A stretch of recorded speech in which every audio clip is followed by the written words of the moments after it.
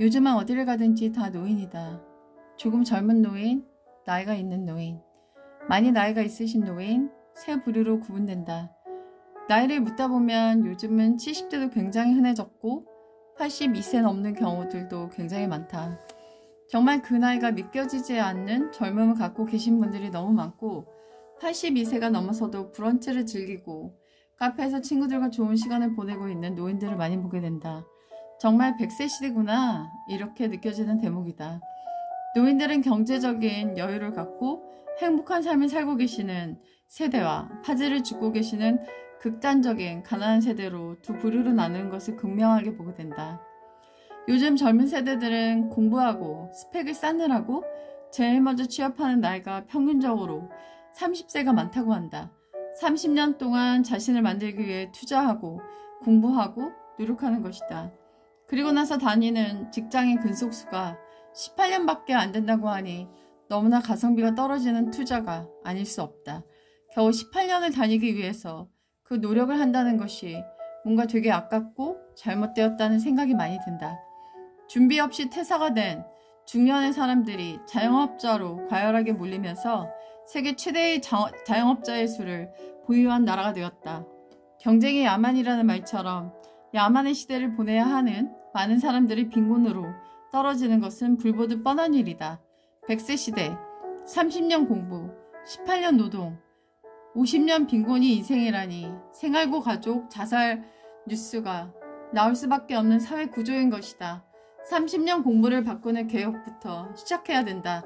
다양한 직업군을 개발하고 교육시키는 매뉴얼부터 만들어야 한다. AI가 모두 번역가를 대체해서 번역가들이 다 잘렸다는 뉴스를 봤다. 기계가 대체할 수 없는 창의적인 사람들을 교육시켜 내보내야 한다. 100세 시대, 15년 교육, 55년 일, 30년 누림.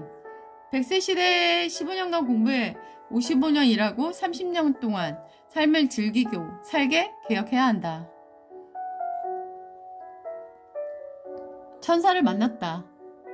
나는 우리 동네에 산책로를 좋아한다. 왜냐면 귀여운 길냥이들이 많기 때문이다. 나는 고양이들을 사랑하면서도 살짝 무서워하기 때문에 직접 밥을 주지는 못한다.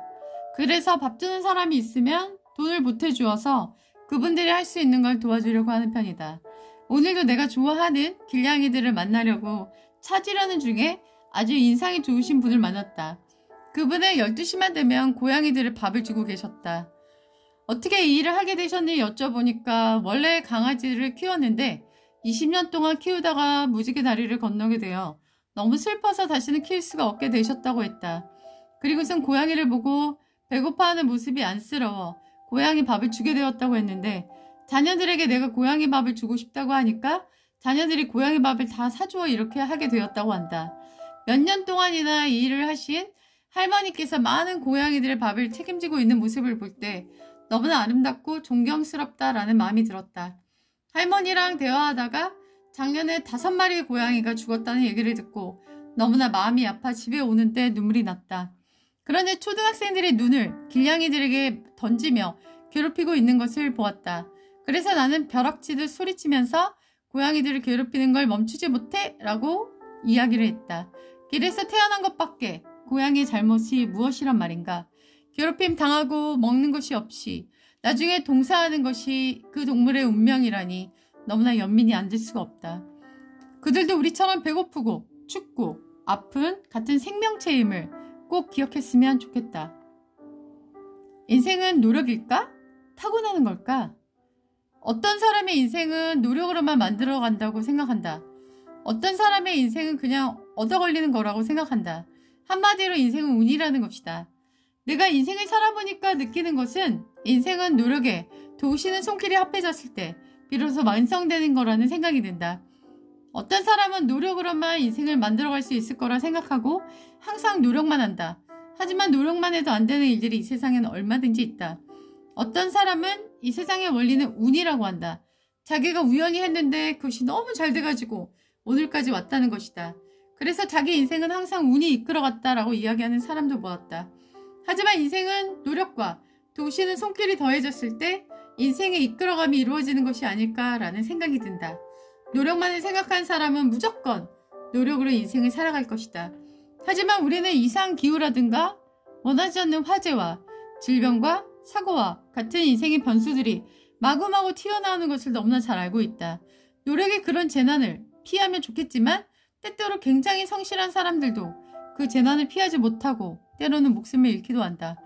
그 사람의 노력이 부족해서 불운을 당한 것은 절대 아니지 않은가? 또 어떤 사람들은 인생은 그다지 노력할 필요가 없고 욜로로 인생을 즐기면 된다고 이야기한다. 왜냐하면 인생은 어차피 운이고 유전이고 타고난 것이기 때문에 노력해봤자 별로 달라질 것이 없다라고 이야기하는 사람들이 있다.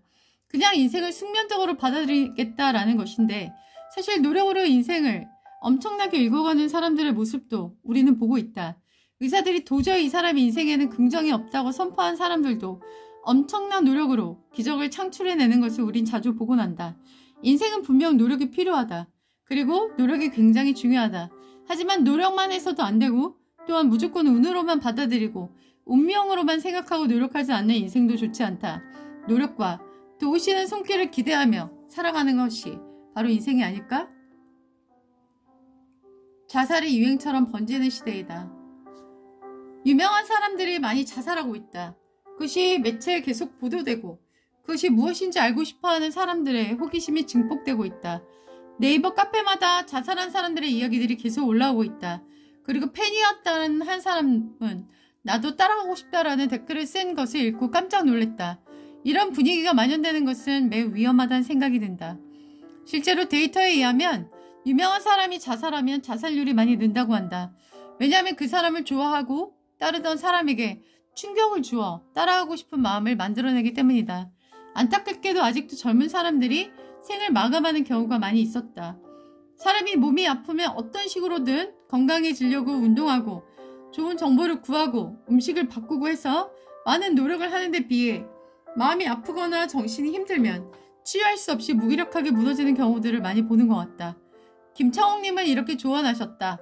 행복의 조건에 사람은 아지트가 있어야 하며 지속적으로 만나는 사람들이 있어야 하고 그 안에 먹거리가 있어야 되고 놀이거리가 있어야 된다고 말했다.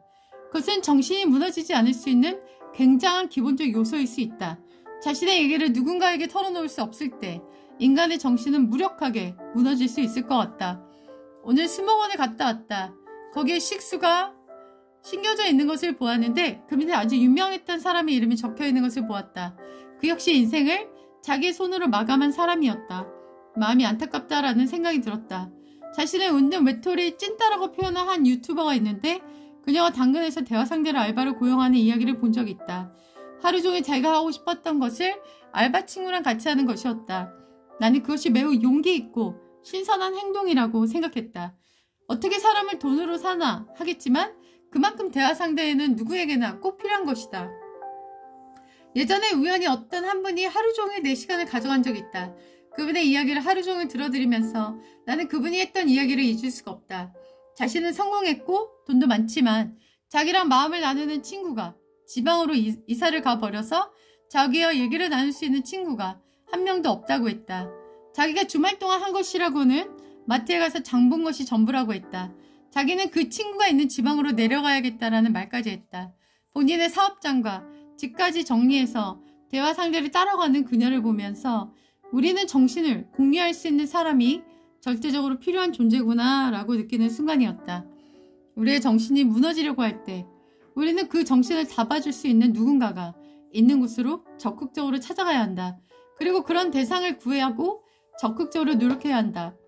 무너지는 정신, 속절없이 당해서는 안 된다. 인생은 충분히 살아갈 가치가 있는 것이기 때문이다. 우리의 답답했던 삶이 하루아침에 달라질 수도 있다.